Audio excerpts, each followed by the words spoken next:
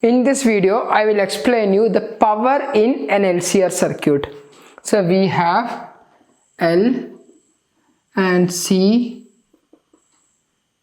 Yeah, this is R and C connected in series. So it is not necessary that all components, that is L, C and R, should be present in a circuit.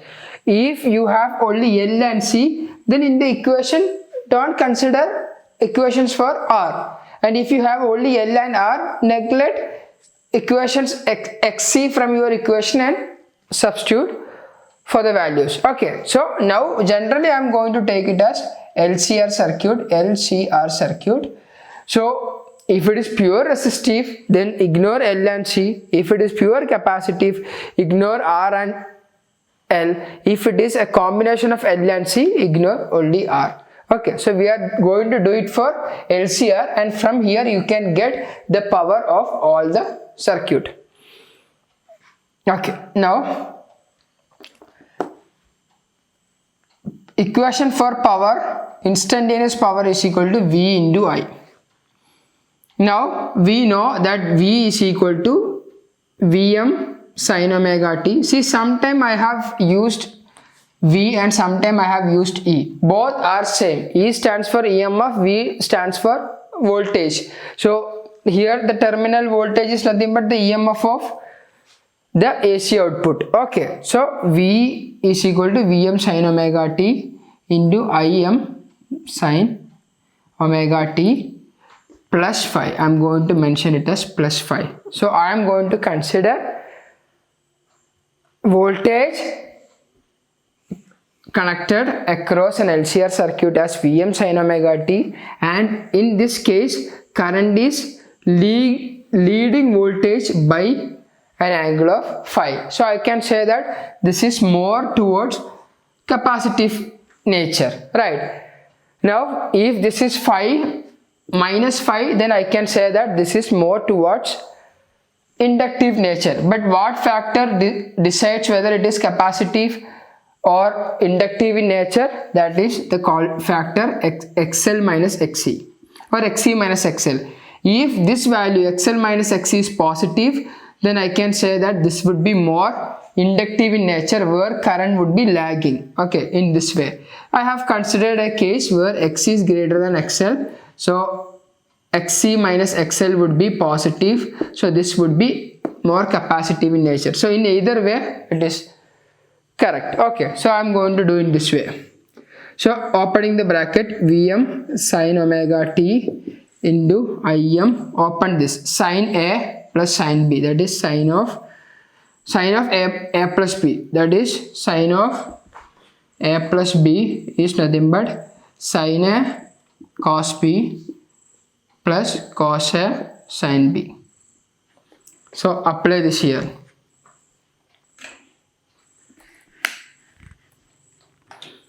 So this would be sin omega t cos phi plus cos of omega t plus sin phi into sin phi.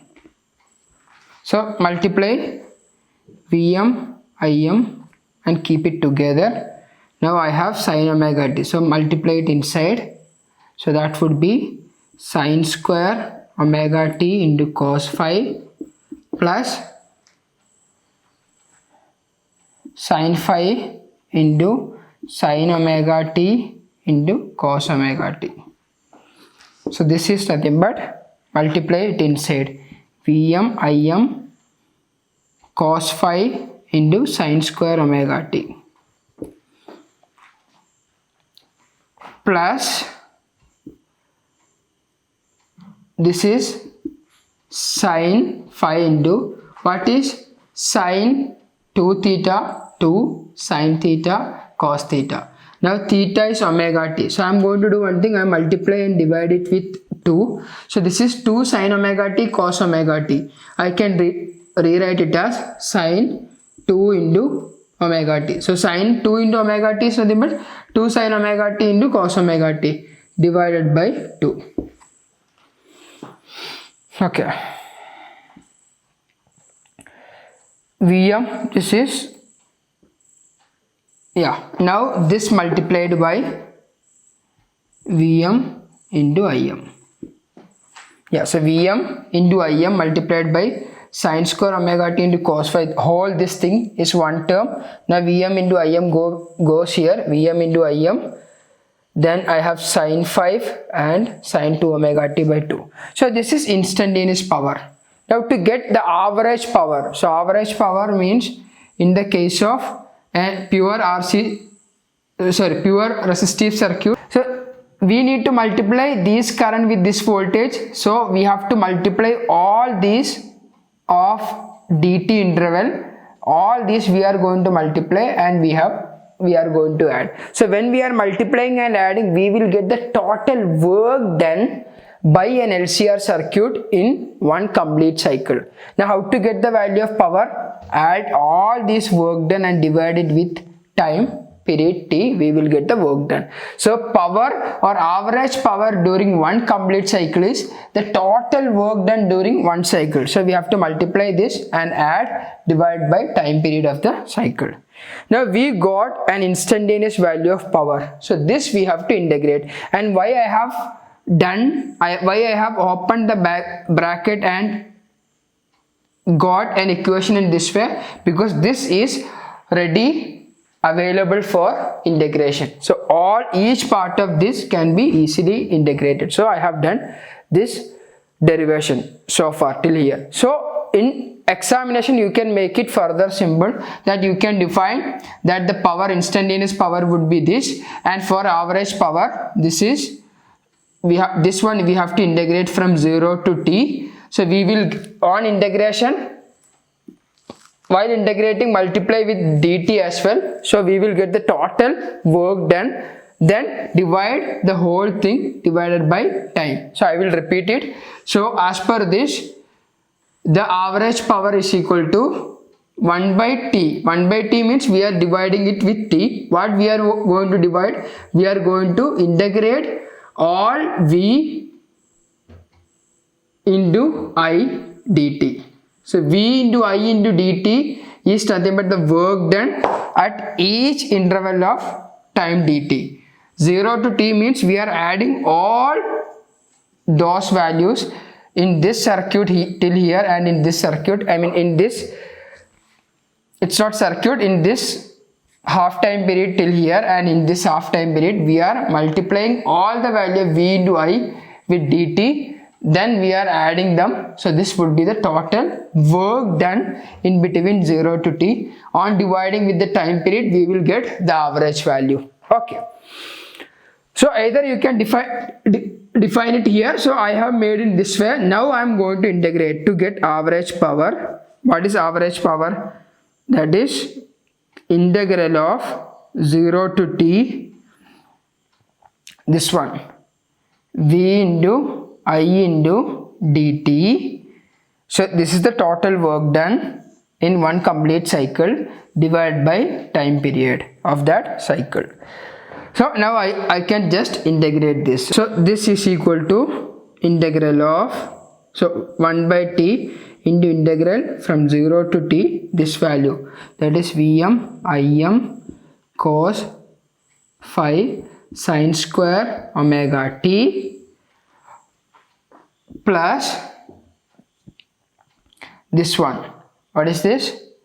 Vm Im sine phi divided by 2, Vm Im sine phi divided by 2 into sine 2 omega t. So integral of this term plus this term, so I have to add this also. Now multiply that with 1 by t, or divide whole this thing with t, time period. Now this we already have done many times. We have done the integral of sine square omega t. See, from this all these terms will come out, because Vm, Im and cos phi, these are constant. So that would be 1 by t into Vm Im cos phi. So we have done the integral of sine square omega t multiple times, and the value is t by 2. Anyway, I will do it here as well. So sine square omega t is nothing but 1 minus cos 2 omega t divided by 2. and integral of this from 0 to t, and this would be, now see, Vm Im sine phi divided by 2, all these are constant, that will come out 0 to t sine 2 omega t. Here comes a very important relation. Sine function is this. This is sine function. Now if you are adding all the terms together of the upper half with the lower half, we know that this each value from this would be cancelled with this, and on addition the value will become 0. So on 0 to t, when we are integrating for sine theta or cos theta, the value would be 0. Okay, that we are going to apply here anyway. 1 by t Vm Im cos phi into 1 by t, 1 by 2 integral is 1 by 2 will come, the integral will be t by 2. Okay, 0 to t. Now next would be integral of cos 2 omega t. So cos function is this, and see, all the values from this upper half would be cancelled by lower half. So that is integral of next part, minus cos 2 omega t would be 0, and here also integral of sine 2 omega t would be 0. So all these things would become 0. So integral of this would be 0, 0 multiplied by this would be 0, and here it is 1 by 2 minus cos 2 omega t by 2, but anyway integral of this would be 0. So I will have only 1 by 2 t, and in that 1 by 2 t I have to apply upper and lower limit. So that would be 1 by t into Vm Im cos phi and upper limit t minus 0. So that would be capital T divided by 2. Now this t and this t would cancel, cos phi it is. So the value would be Vm Im cos phi divided by 2.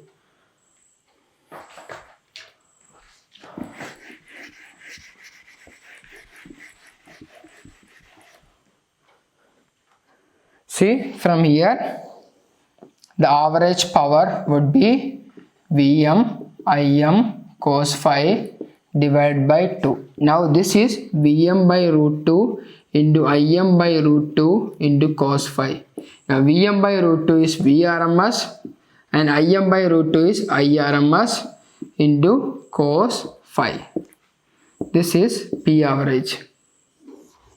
This is a very important relation. So this can be applied for pure inductive circuit, pure resistive circuit, pure capacitive circuit, and LR circuit, LC circuit, RC circuit, RL circuit, and LCR circuit. For any circuit this can be applied, but whenever we are applying this we have to take consideration of the proper 5. Now how to get the value of 5? See, we have already learned impedance triangle.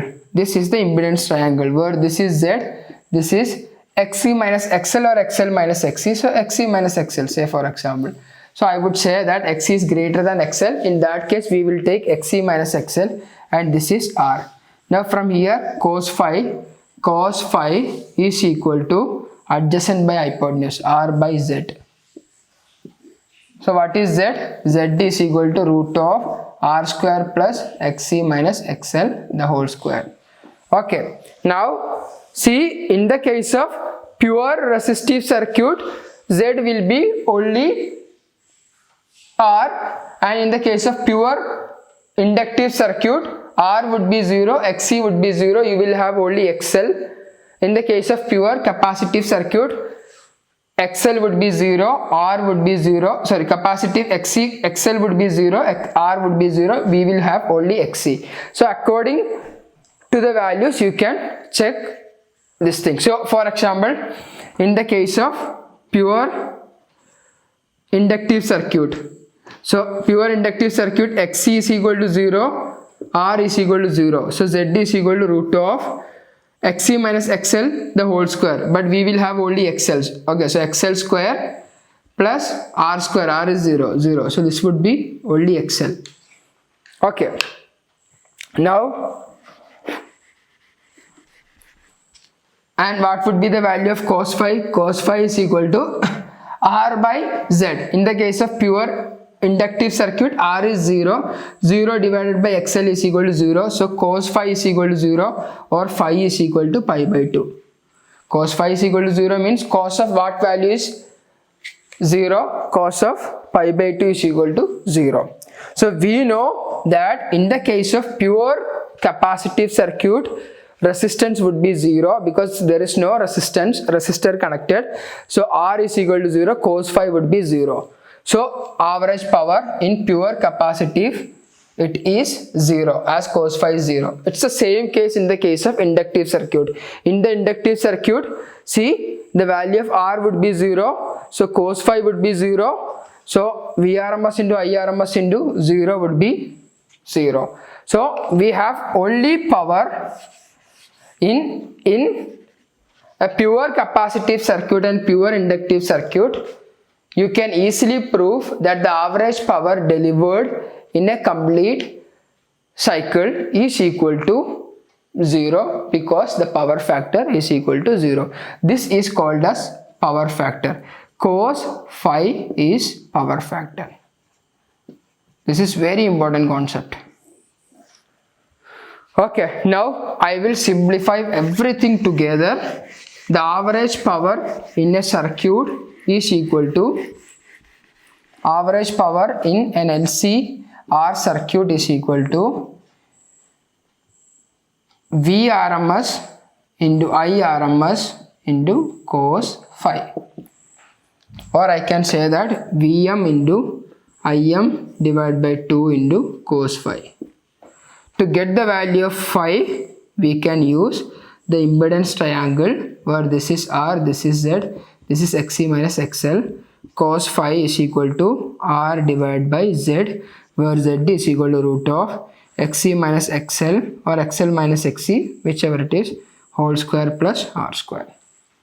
This is very, very important. Okay, in the next lecture I will explain about wattless current and transformer. Okay, thank you.